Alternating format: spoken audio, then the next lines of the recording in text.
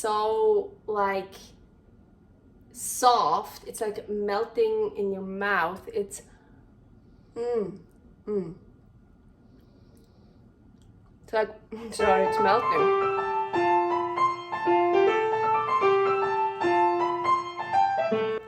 Carnivore Girl's Creative Carnivore Kitchen. No plants, no dairy. The next level cooking show. Carnivore recipes with meat, fish, seafood, eggs, gelatin, flavored seltzer, water, and salt. From super easy to complicated. From quickly done to many hours in the kitchen. I always say everybody's body and brain are different, and you gotta figure out what works best for you. The carnivore lifestyle has tremendous benefits, healing effects, and is the best elimination diet. There are many different ways how to do carnivore. I found a way that momentarily works the best for me. In this cooking show, I'll show you it doesn't have to be boring and can be very creative, delicious, and fun. I already created so many carnivore recipes on Instagram at karnivorgirl. And I have this never-ending list on my phone with tons of ideas. My brain is a gift and a curse. Have fun with this episode.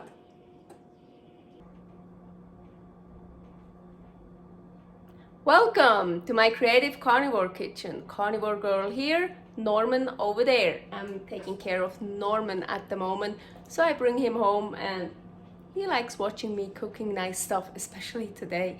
You will see why I say that. Today I just wear this really quickly, turn around. So let's get started. Maybe you saw already some stuff. Here, the Ninja Foodi. Best meat bone broth I'm gonna make. Yeah. So, I have 2 frozen chicken breasts, and that's how I almost always make chicken breast. I just, look at that nice fat. Do you see this? And my Ninja Foodi, very important, is still dirty. Well, I don't call it dirt, I call it delicious ground beef, probably ribeye, I don't know, just like beef. Beef, rabbit, fat, salt, and just whatever. Not many like remains because I ate all that stuff. If you hear that, that's Norman drinking. I place those in here. Then bones. So I have some chicken bones. You see, still frozen, so they were also in the freezer. And I have rabbit bones. I made a whole rabbit. What was it? Shrimpy rabbit in clay pot. Here is a recipe. So I always say don't throw away anything. I mean, I already ate a lot. I ate already a lot of bones actually, like totally crispy. But so these bones, and here, what do I have here? Deliciousness. Ooh, this is a ribeye bone. I recognize that. Also from the freezer. You see, they don't really look that good because they're from the freezer. It's actually good and better if there's still stuff on it, but I clean bones very well. I have really good strong teeth and I love gnawing on bones.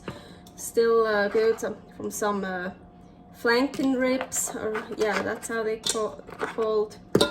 So this is here beef and the lamb bones. I wish there would be more meat on it. I really should leave some. Here is some stuff. I should leave some meat on it, but I just can't because. And hey, do whatever you want. Put in, you don't have to put in chicken breast. You can put in beef or rabbit or whatever you want, and whatever bones you just find and have. Well, not finding outside, please. I mean finding in your freezer. Black cherry pomegranate. So as I mentioned, this is how I usually always make chicken breast. I pressure cook it with usually chicken bones, not that many other bones, and 1 or 2 cans of flavored seltzer. But this time it's not about the chicken breast. Of course, I will still eat them, but this time it's all about the broth. I'm gonna pour 2 cans in it. Before I forget, of course, salt. And usually it needs a lot of salt. So, salt and second one, black cherry pomegranate. Sounds good. And I always use a different flavor. I actually have a list that I don't use the same flavors again for the chicken breast. Okay, now let's get away from my face and go to the good stuff. Here, bones. And yeah, by the way, I love bones. Here I use bones for my stuff here. And I have a bone collection somewhere else. Okay, so everything is in here. My hands are full of salt. So, some olein in there too. Well, I washed my hands before and it's just for me, so I don't care. So, pressure lid, seal, and pressure, and high. So the chicken breast is still frozen. We want bone broth. Let's do an hour. I usually do like 4, it depends. Sometimes the chicken breast is not frozen and I want the chicken breast and don't really have a lot of bones. So I do like between 40 minutes and an hour. Now I want to do an hour. Oh, again, it happened before. I turned it off instead of on. So,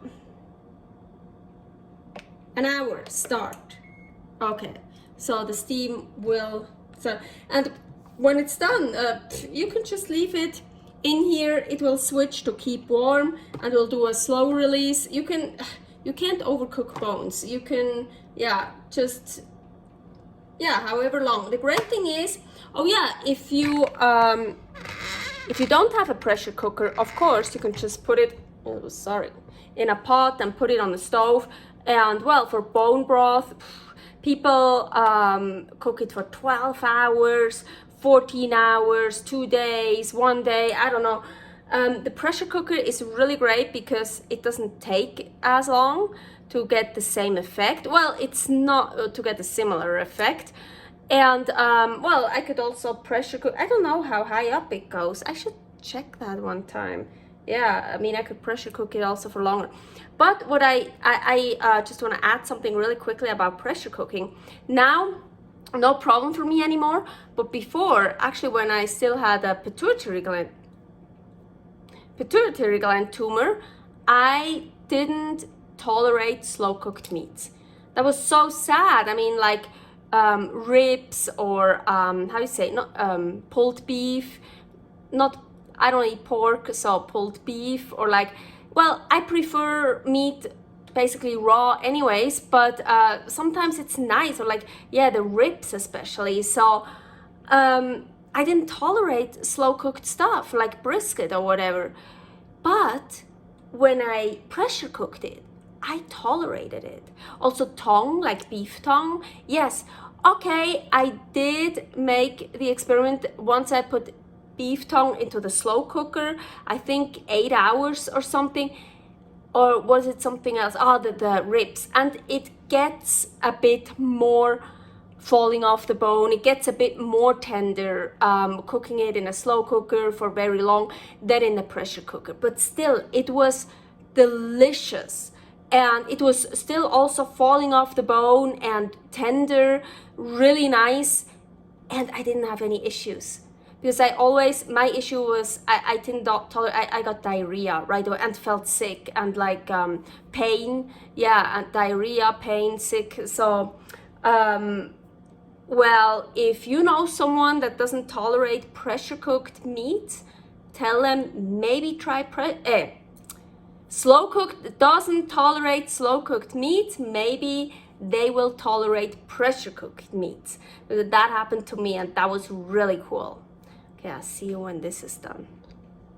Look at this pot of deliciousness. Oh my gosh. And the chicken breasts are chicken breast. I'm not a fan of chicken breasts, but they're good. But the broth is so flavorful. Oh, it's so good. So I think I'm just gonna put, and oh, do you see all this cartilage? That is so nutritious, so healthy, and it gets all very soft, so you can eat it no problem. And still some meat on it. That's like so, oh, it's hot, so delicious. Oh, look at this, look at this, so healthy and so delicious. I'm trying to, so I have all this deliciousness here. First I want to show you, I'm pretty sure this is from the chicken, the cartilage here, like, oh, look at this. I mean, it fell off the bone, and it gets so like soft, it's like melting in your mouth. It's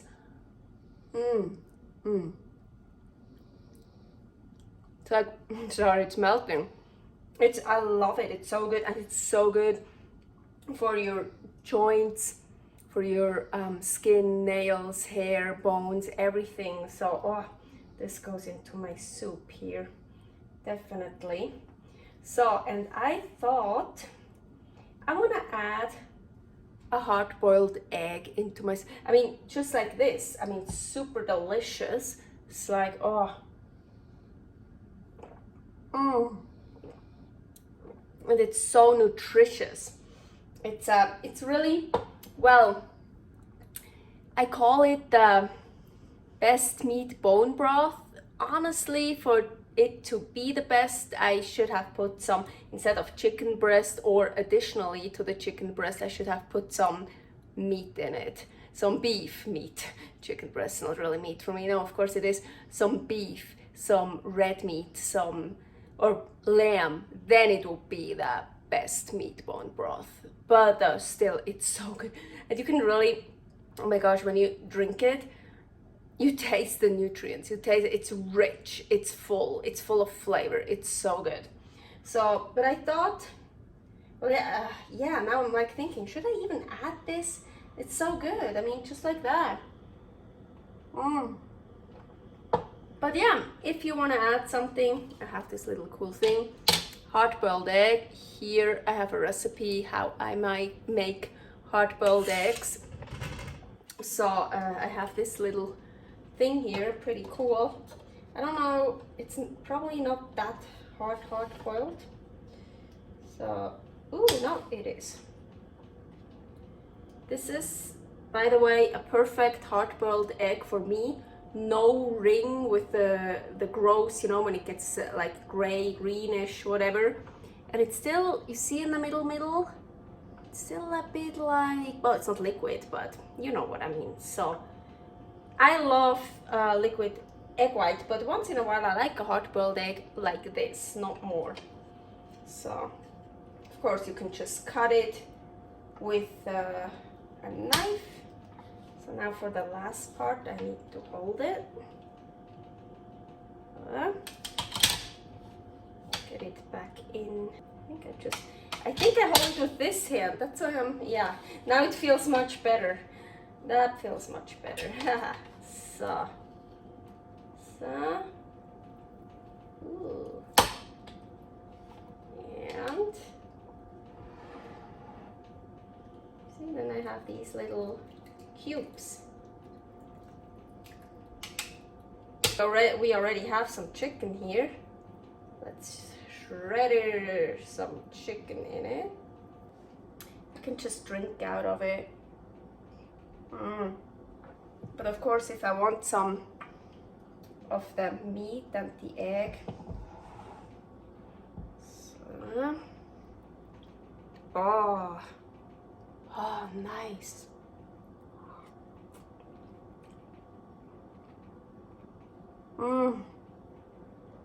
Flavor, really flavor, and So nutritious. And then don't forget this. I really like them. Well, let's just take that one, right? Just all this deliciousness.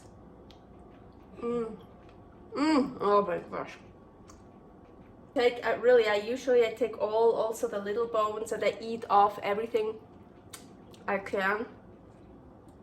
And while I do this, what just happened now, and see, I bite off a piece of, I'm not eating the bones like all the way, because I also have to say, especially the chicken bones, they're not bad quality chickens, but not the best quality chickens. But I also get some here of the marrow and of the, while I eat the stuff off, I do also get some of the bone.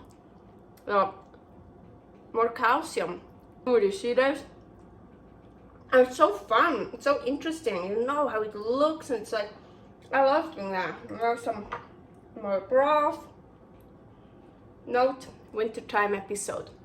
So this, well, you see, it is summer while I'm filming this, but this is so great. Like, it's warming you up, and it gives you all the nutrients and the health, you know, like the meat, bone broth. Ooh, this would also be something good when you like have a little bit of a cold, or you're sick or something.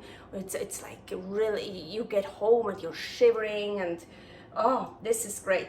And hey, I'm not gonna eat the whole thing today. I'm just gonna put it in the fridge. Yeah, also the bones, I put it in the fridge, and then I just take some out and eat some of the meat of it, and the delicious cartilage. Love it. Okay, enough talking. I talk a lot, you know me. But anyways, again, one more time, this is just an idea. You can mix and match. Use whatever meat you want, use whatever bones you want, what you have. So this is great. I love that. Bye. I see you next time. And until then, I wish you meaty days. Thanks for watching. If you try out this recipe, please tag me and let me know how you like it. Subscribe, share, like, comment, follow me on Instagram @carnivorgirl.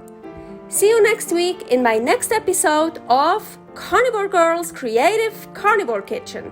No plants, no dairy, the next level cooking show.